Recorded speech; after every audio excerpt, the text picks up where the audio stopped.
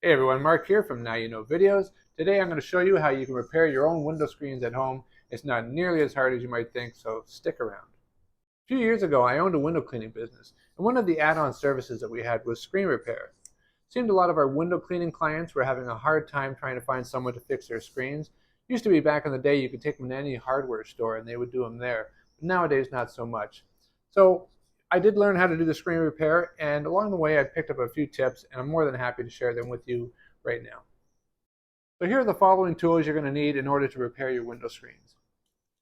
A tape measure, a utility knife, a pair of scissors, flathead screwdriver, and of course the most important piece of all, the window screen roller tool. Now this is a professional grade roller tool. You don't need to use something like this. Any of the big box stores usually sell screen roller tools. They're usually made of plastic. Some have metal rollers, some have plastic. Either way, you don't need to spend more than about $5 for a screen roll tool. So most of the big box stores sell replacement screen material, and the most common type is fiberglass. It's either a black or a charcoal color. And before you head off to the store to buy your screen material, one thing I want to suggest you do is to take off the old mesh first. Now you can do that usually just by taking the flathead screwdriver, going in. I find starting off around the corner to be pretty good. Just start pulling out the old spline. One of the reasons why you want to take off the old mesh at this point before you head to the store is you want to see if this hold down spline is still in good shape and whether or not you can reuse it. If you can, then you're going to save yourself a few dollars and a few headaches. So this one, it's kind of okay. It's not too bad. We take off the old mesh material. Of course, at this time too, one of the other things we can do is we can inspect the frame to see whether or not the frame is bent at all, or if it has a bent or chewed up corner or a broken corner. We might have to pick up some of those at the store as well. But this looks like it's in pretty good shape. Now, one of the other reasons why I like to take a look at the old spline is if I do need to replace it, if I can take a sampling of this to the store with me when I go to buy the screen material, I can make sure I get the right size. And if it's only one screen that you have to do, you can just go get a kit for just one screen. Otherwise, you can buy rolls. Usually they sell rolls in 36-inch width or 48-inch width, and they usually have them starting from about 25 feet, which is good if you got like, maybe 8 to 10 screens. And they also have 50 feet and 100 feet rolls. And so I usually buy the 36. It's the most popular. Now, if you do end up having to buy a new spline, I recommend that you get foam core spline. That is, the material itself is actually like a foam material. And I usually like to buy one size bigger than I think I'm going to need, because with it being a foam type material, it will compress into the groove when you use your roller tool. It'll compress down nice. If you buy it too small, of course, it could easily come out. So it's better to buy a little bit bigger, like I said, the foam core. If you're just going to buy a replacement window screen kit for just one window, just take a measurement of your screen to make sure you're going to get the right size. Otherwise, buy the roll. So start by rolling out the material over your screen and take your scissors. You're going to want to cut the mesh to be about 1 to 2 inches at the max, bigger than the actual screen frame.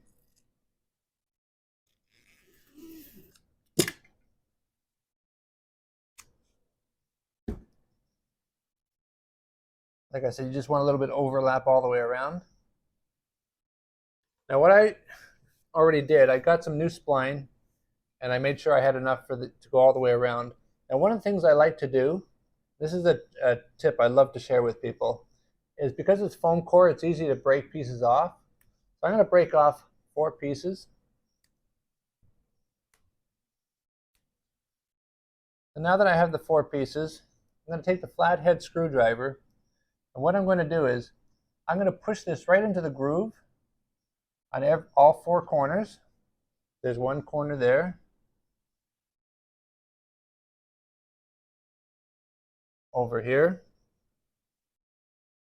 I like to pull it a little tight, not too much.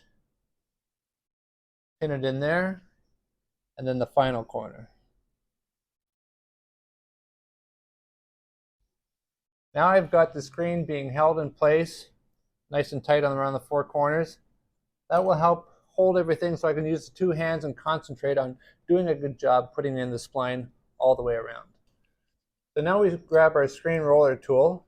Many people will notice when they buy this screen roller tool that one of the wheels is rounded all the way around, whereas the other side is kind of concave in shape. The reason why that is some people like to use the concave first to run along the spline to make sure that it's hugging the spline as they put it in. My personal preference is it doesn't matter, just use whatever works. And one of the things I like to do is I'm going to start at the corner closest to my right side, closest to me, and I'm actually going to use the convex side to kind of just like pre-push in the spline into the groove. And then I'm going to take the end of the spline here, I'm going to push it in, I'm going to put my hand on the screen mesh here, kind of push it and hold it down as I go along. You just do it a few inches at a time. And as you go along, you're pulling out these little hold downs. I'm going to turn the screen around here now. Again, I'm going to kind of pre-place the material into the groove. Push it down in the corner. Again, I'm going to hold this material nice and flat with my hand. Go around. Pull out the extra hold down piece. I'm going to pull the material a little bit. Push the material down into the groove.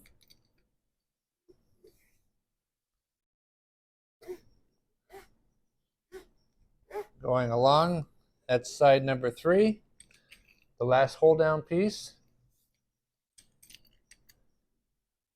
Also going to observe at this time to see whether or not I've gone too tight or not. You know you've gone too tight if the screen frame starts to bow a little, but everything looks good here. So I'm going to do that final piece.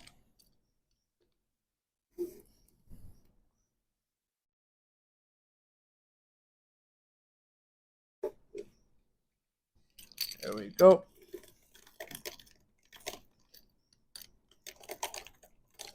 I think I had left something in the groove here, so I just pushed that down a little harder. Now I'll take our scissors. I'll cut that. Now I'm going to retrace the whole thing again, but what I'm going to do first is I'm going to go to the corners with the flathead screwdriver, just pushing everything nice down and secure into the corners.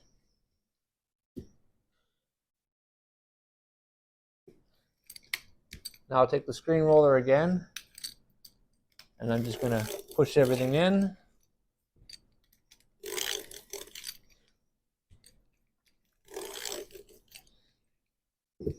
There we go.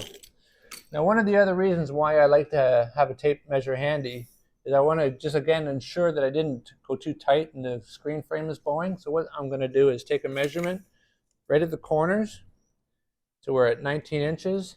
Then I'm going to go around the middle. It's 19 inches. And over to here, 19 inches. So it's perfect. Now we've got to take our utility knife. You want to make sure you got a nice fresh blade there so that it doesn't get all jagged when we're going to trim the edges. You also want to be very careful because you are going to be trimming towards your hand as you're holding the material. So just be very mindful not to have that utility knife slip. Go around.